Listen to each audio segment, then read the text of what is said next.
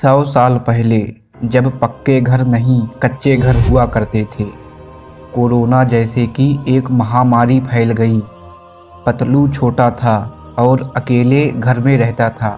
बाहर महामारी फैली थी तो लोग डर के मारे घर से बाहर नहीं निकल रहे थे। इसी वजह से पतलू भी घर के बाहर नहीं निकलता। जब महामारी खत्म हुई, लोगों ने घर से बाहर निकलना शुरू किया। कई दिन बीत गए, लेकिन पतलू के मन से महामारी का डर नहीं निकला। वह घर में ही रहता, बाहर नहीं निकलता। एक दिन सुबह 4 बजे पतलू के घर एक आदमी आया। उसने दरवाज़ा खटखटाया और आवाज़ लगाई, इतनी सुबह कौन आया है? पतलू दरवाज़ा खोलता है। आदमी पतलू से कहता है, पतलू, गांव के बाहर एक बाबा जी आए हैं। उन्होंने मुझे तुम्हारे पास भेजा है। बाबा जी ने कहा है कि पतलू को मेरे पास लिवा लाना। पर क्यों? पता नहीं। पतलू आदमी से कहता है, ठीक है, तुम जाओ, मैं थोड़ी देर में आता हूँ। पतलू घर के अंदर जाता है, तैयार होता है और बाबा जी के पास जाने लगता है। थोड़ी देर में वह बाबा जी के पास पहुंच जाता है। बाबा पतलू को देखते हैं। बाबा जी कहते हैं, मेरे पास एक छोटा बच्चा है, मैं उसको तुमको देना चाहता हूँ।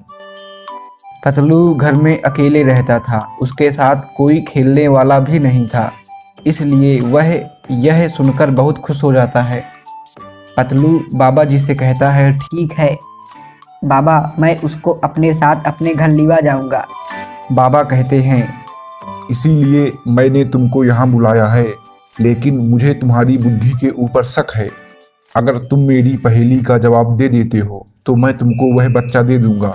बाबा जी पहेली पूछते हैं। एक बार 5 लोग दुकान पहुँचते हैं। दुकानदार उन्हें 3 अमरूद देता है।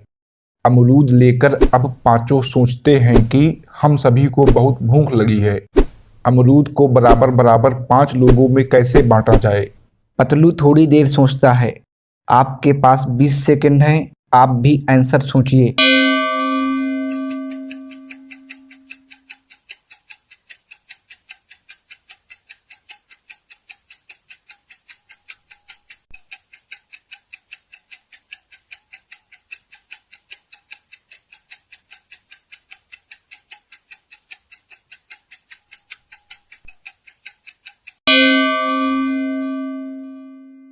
पतलू जवाब देता है, हर एक अमरूद के 5 टुकड़े किए जाएंगे, यानी 3 अमरूद के 15 टुकड़े हो जाएंगे। फिर उन पांचों में से 3-3 टुकड़े बांट दिए जाएंगे। आपको आंसर समझ में आया? अगर नहीं आया हो तो दोबारा देख लीजिए। पतलू का जवाब सही होता है, इसलिए बाबा पतलू को बच्चा दे देते हैं। पतलू बच्चे को अपने साथ लिवा जाता है। कुछ साल बाद वही बच्चा बड़ा हो जाता है और उसी बच्चे